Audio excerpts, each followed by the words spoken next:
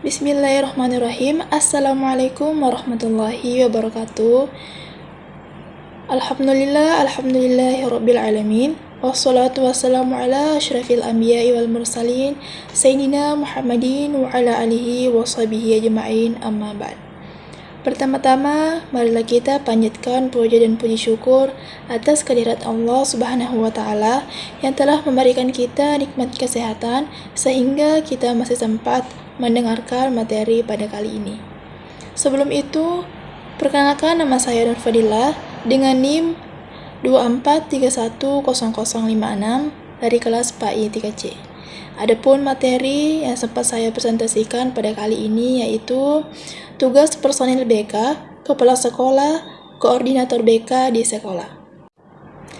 Nah, adapun tugas kepala sekolah beserta tanggung jawabnya dalam mendukung pelaksanaan layanan BK di sekolah. Secara harfiah, istilah kepala terdiri dari dua kata yaitu kepala yang dapat diartikan sebagai ketua atau pimpinan suatu organisasi atau lembaga, dan sekolah yang merujuk pada gedung atau lembaga tempat siswa menerima dan menyelenggarakan kelas.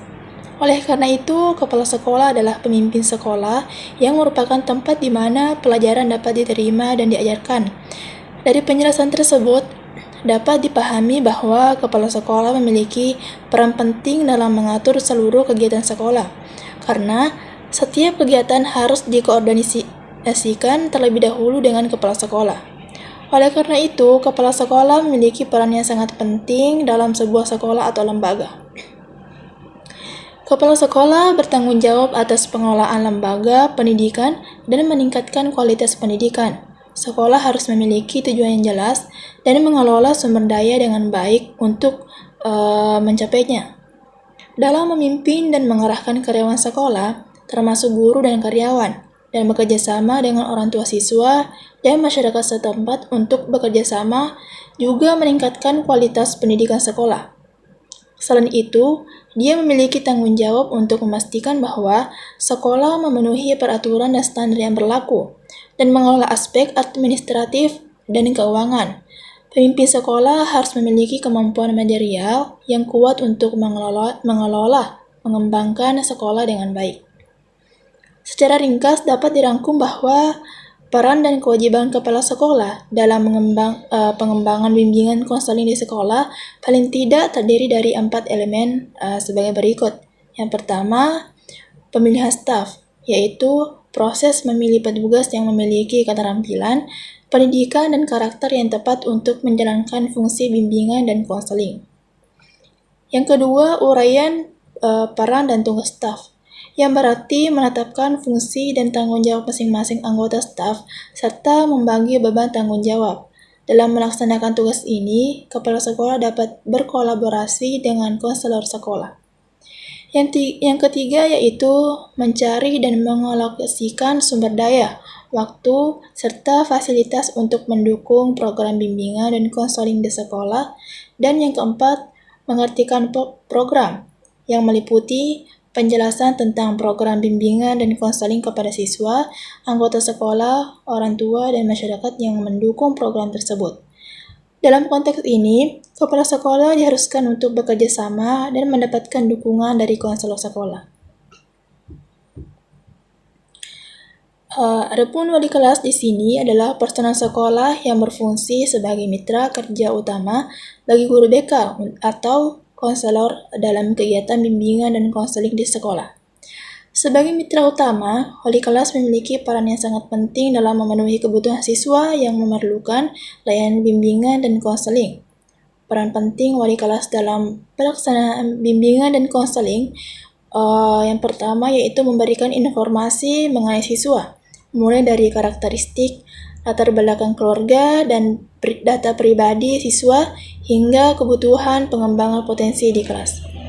Yang kedua yaitu berpartisipasi dalam mensosialisasikan pelaksanaan bimbingan dan konseling di sekolah, termasuk tujuan, fungsi, dan peran bimbingan dan konseling di sekolah.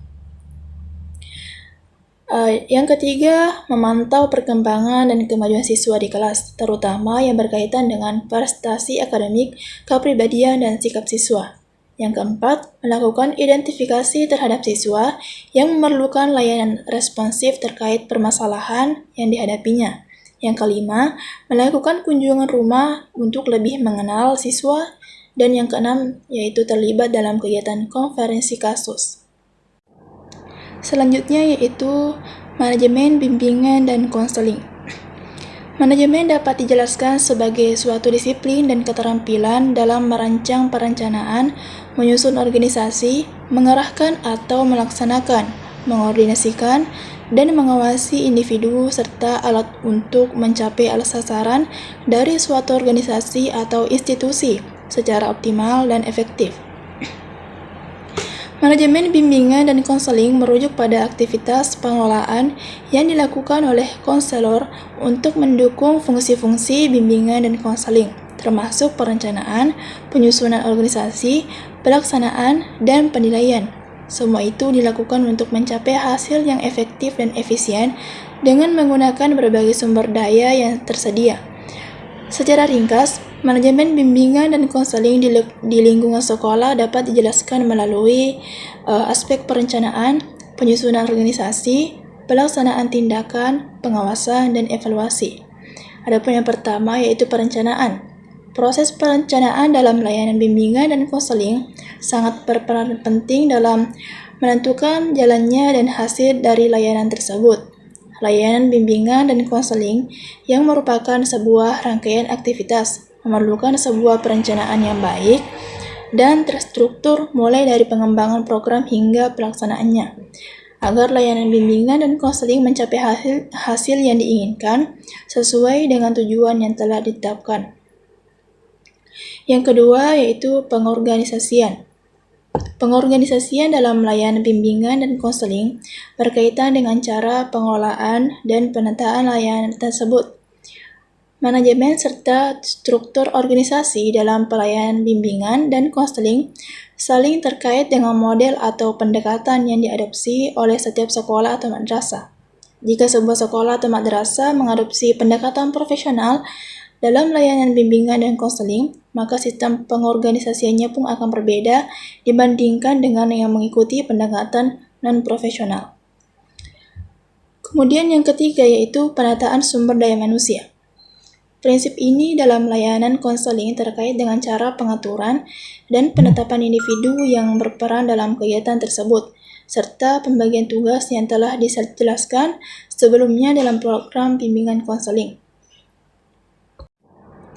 Seorang guru pembimbing atau konselor di sekolah tidak dapat beroperasi sendiri dalam memberikan bimbingan kepada siswa di institusi pendidikan.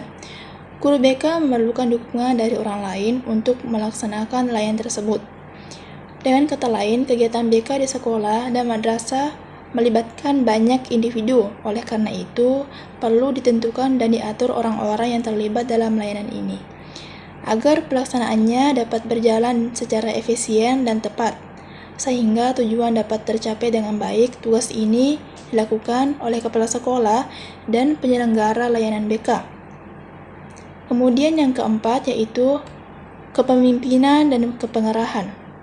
Prinsip ini berhubungan dengan cara mengarahkan serta memimpin staf layanan bimbingan dan konseling sehingga masing-masing individu dapat bekerja sesuai dengan tugas yang telah ditentukan. Pengarahan dan kepemimpinan sangat diperlukan agar kegiatan layanan bimbingan dan konseling mengarah pada tujuan yang sudah ditetapkan. Tugas ini dilaksanakan oleh kepala sekolah dan madrasah, terutama jika hanya terdapat satu guru BK di tempat tersebut. Namun, jika ada beberapa guru BK, salah satu dari mereka harus ditunjuk sebagai koordinator dan yang lainnya sebagai anggota staf. Tugas pengarahan dan kepemimpinan selanjutnya dipegang oleh koordinator tersebut. Secara umum, kepala sekolah dan madrasah mengambil peran dalam fungsi ini di lingkungan pendidikan. Selanjutnya yang kelima yaitu pengawasan. Prinsip ini dalam layanan konseling berkaitan dengan cara melakukan pemantauan dan evaluasi terhadap berbagai kegiatan bimbingan, mulai dari perencanaan, program, hingga pelaksanaannya. Pengawasan sangat penting dalam implementasi layanan bimbingan dan konseling untuk mencegah terjadinya kesalahan atau penyimpanan. Pelaksanaan program yang terbentuk aktivitas layanan BK juga memerlukan pengawasan dan evaluasi untuk memastikan tidak ada penyimpangan dan hasil dapat diukur. Fungsi pengawasan ini dilakukan oleh kepala sekolah dan madrasah apabila terdapat satu orang guru BK di institusi tersebut. Namun, apabila ada beberapa guru BK yang bertugas, fungsi ini akan dilakukan oleh koordinator layanan BK bersama kepala sekolah dan madrasah. Perencanaan bimbingan dan konseling bersifat kontekstual, yang berarti program kerja disusun sesuai dengan visi dan misi sekolah serta terintegrasi dengan program kegiatan sekolah. Perencanaan bimbingan dan konseling saat ini belum faktual karena belum dilakukan asesmen lingkungan. Kondisi ini tidak sesuai dengan dirumuskan oleh Depdiknas pada tahun 2008 yang menyatakan bahwa terdapat 2 asesmen yang harus dilakukan sebagai dasar untuk menyusun perencanaan bimbingan dan konseling, yaitu asesmen lingkungan dan asesmen kebutuhan atau masalah peserta didik. Kemudian bagian C, yaitu tujuan manajemen bimbingan dan konseling. Tujuan dari manajemen bimbingan dan konseling adalah untuk membantu guru bimbingan dan konseling dalam menyediakan layanan bimbingan dan konseling kepada siswa, sehingga siswa dapat menerima pelayanan yang memadai. Dengan demikian, tujuan dari program bimbingan dan konseling di sekolah dapat dicapai secara efektif dan efisien. Integrasi manajemen dalam pelayanan bimbingan dan konseling sangatlah penting. Integrasi ini yang dikenal sebagai manajemen bimbingan dan konseling merupakan aspek krusial bagi guru bimbingan dan konseling atau konselor sekolah. Meskipun manajemen bimbingan dan konseling sangat penting, hingga saat ini belum ada sekolah yang dapat dikategorikan memiliki manajemen bimbingan dan konseling yang baik. Sebaliknya, banyak ditemukan sekolah dengan manajemen pelayanan bimbingan dan konseling yang rendah.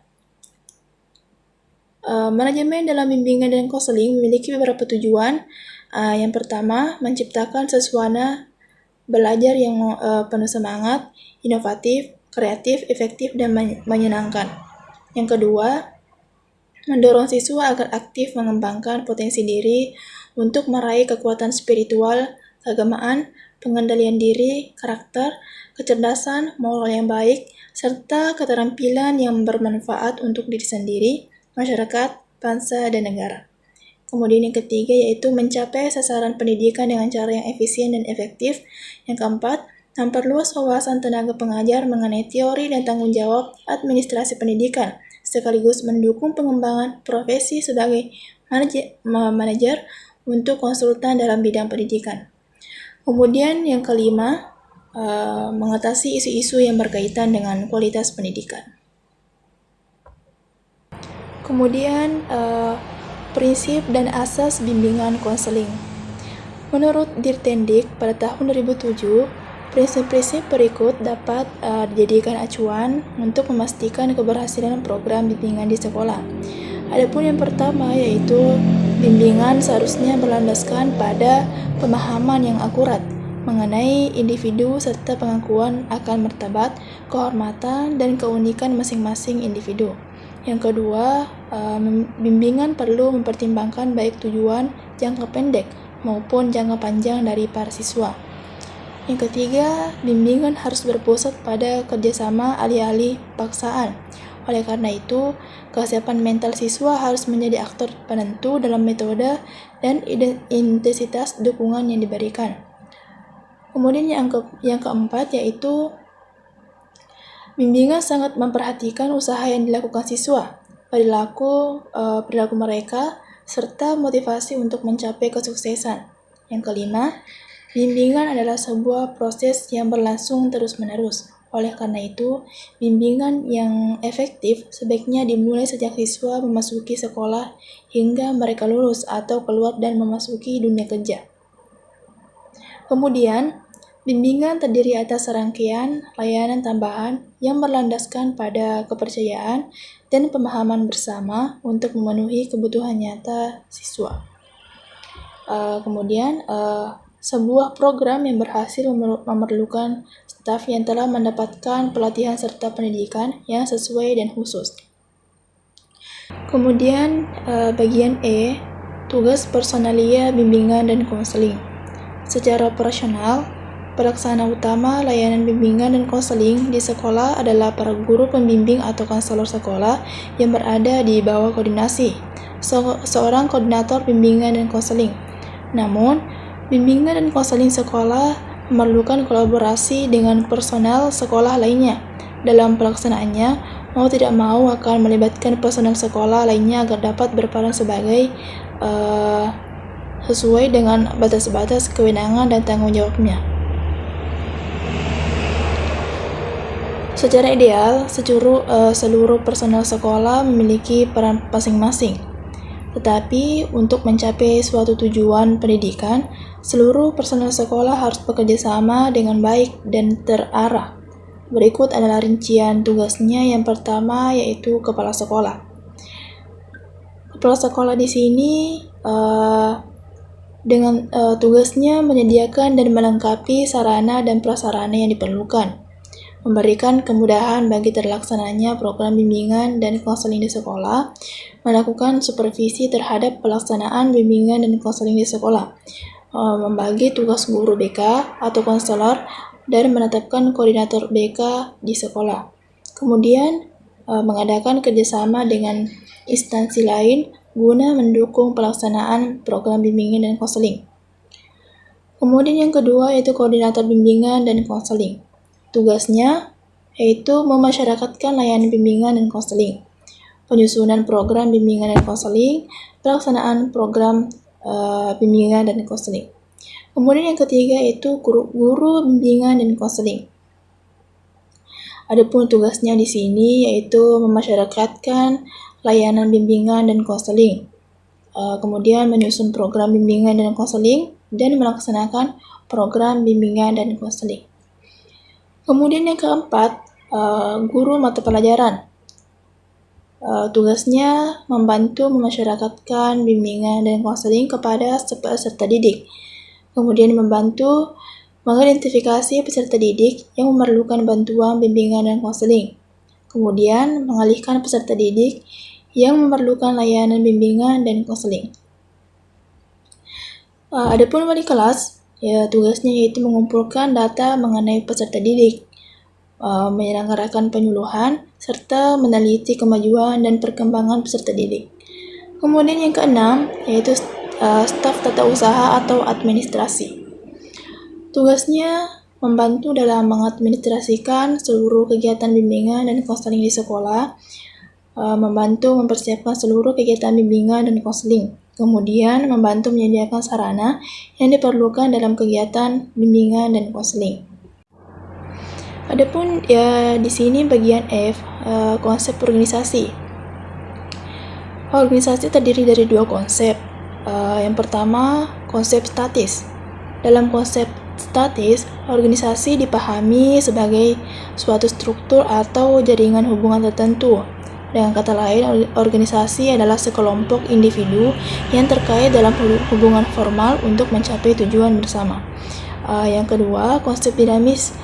Ini di dalam organisasi dipandang sebagai suatu proses dari aktivitas yang sedang berlangsung. Dalam hal ini, organisasi adalah proses pengorganisasian, pekerjaan orang dan sistem.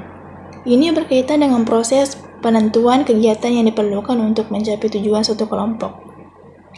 Sekolah merupakan sebuah organisasi formal. Di dalamnya terdapat upaya administrasi untuk mencapai tujuan pendidikan dan pengajaran nasional. Bimbingan dan konseling adalah suborganisasi dari organisasi di sekolah yang mencakupnya. Bimbingan dan konseling di sekolah merupakan bagian integral dari sekolah tersebut, sehingga dalam pelaksanaannya sangat bergantung pada bagaimana perorganisasian yang diterapkan oleh sekolah, sehingga tidak ada standar yang jelas mengenai organisasi, hubungan bimbingan dan konseling di sekolah yang paling baik. Layanan bimbingan dan konseling dilaksanakan di bawah tanggung jawab kepala sekolah dan seluruh staf. koordinator bimbingan dan konseling bertanggung jawab untuk menyelenggarakan bimbingan dan konseling secara operasional. Personel lain yang mencakup wakil kepala sekolah, guru pembimbing atau konselor, guru bidang studi, dan wali kelas memiliki peran dan tugas masing-masing dalam penyelenggaraan layanan, bimbingan, dan konseling. Secara rinci, deskripsi tugas dan tanggung jawab masing-masing personel. Adapun pembahasan selanjutnya yaitu bagian G, peran manajemen BK dalam membentuk keberhasilan belajar siswa. Menurut pendapat Lubis pada tahun 2011, salah satu tanggung jawab seorang konselor atau guru BK adalah memberi dukungan kepada siswa agar mereka dapat menyelesaikan tugas sekolah dengan baik. Sentrok menyatakan dalam Haryani dan Teras pada tahun 2014 bahwa siswa yang memiliki motivasi tinggi cenderung berusaha untuk mencapai prestasi akademis yang tinggi pula. Metode yang diterapkan guru BK untuk meningkatkan semangat belajar siswa dilakukan melalui bimbingan kelompok di ruang BK, dan dukungan ini dapat diberikan sesuai dengan program BK yang mencakup catatan guru BK, laporan wali kelas, serta kesiapan siswa itu sendiri. Salah satu metode yang dapat diterapkan adalah dengan melaksanakan pengawasan dalam bimbingan dan konseling. Selain itu, pengawasan berkontribusi dalam mengembangkan sumber daya yang dimanfaatkan oleh konselor saat memberikan layanan kepada siswa yang menghadapi tantangan baik secara individu, kelompok, maupun dalam konteks masalah pribadi dan akademik. Dengan demikian, usaha untuk memberikan bimbingan serta pengawasan konseling memiliki dampak positif terhadap implementasinya dan berkelanjutan di dunia pendidikan. Kemudian di sini ada kedisiplinan siswa.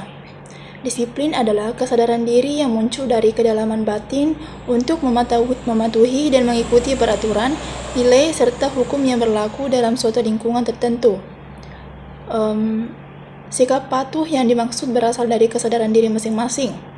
Sebelumnya, tim kelompok kerja Gerakan Disiplin Nasional telah merumuskan pengertian disiplin sebagai ketaatan terhadap peraturan dan norma kehidupan masyarakat berbangsa, serta munculnya rasa malu ketika terkena sanksi dan rasa takut kepada Tuhan Yang Maha Esa. Pada dasarnya, disiplin adalah sesuatu yang dapat dilatih.